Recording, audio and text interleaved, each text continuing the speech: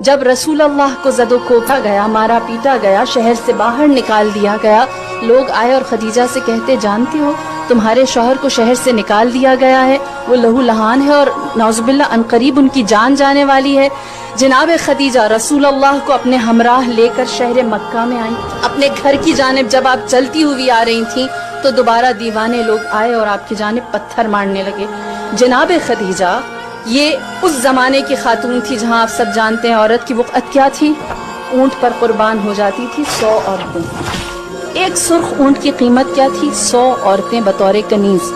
سرخ اونٹ اچھی نسل کا اونٹ ہوتا ہے۔ اس زمانے میں جناب خدیجہ ایک مرد کو لے کر آئی جس کی جان خطرے میں ہے، اپنے ہمراہ کھڑا کیا، اپنے گھر کے سامنے ایک چٹان تھی جس پر کھڑی ہوئی، اور جناب خدیجہ نے تاریخ عالم میں پہلی دفعہ قریش مکہ کو دکھایا کہ ایک مرد کے دفاع کے لیے عورت بولتی ہے، اور پہلی دفعہ آپ نے خطبہ دیا۔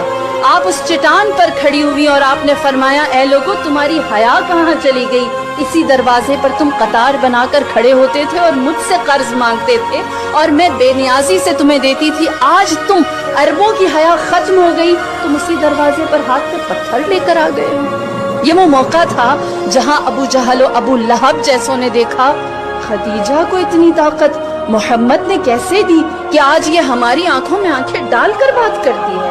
اور جناب خدیجہ کی ہیبت، وقار، کلام کے اندر لہجہ اور آپ کا سخن، فصاحت اور بلاغت، اور میں یوں کہوں اعتماد ایسا تھا کہ سب بکھر گئے، کوئی محمد کو کچھ نہ کہہ سکا۔ سب جان گئے اب خدیجہ صرف مالدار نہیں ہے، اب اس کی طاقت صرف دولت نہیں ہے، اب خدیجہ کے پاس ناز کرنے کے لیے محمد ہے، اور اس کا اعتماد اب وہ مال و دولت کی بنیاد پر نہیں۔ لہٰذا عورت پہلی دفعہ سامنے طاقتور ہو کر آئی، قریش مکہ جان گئے کہ اب یہ وہ عورت نہیں رہی۔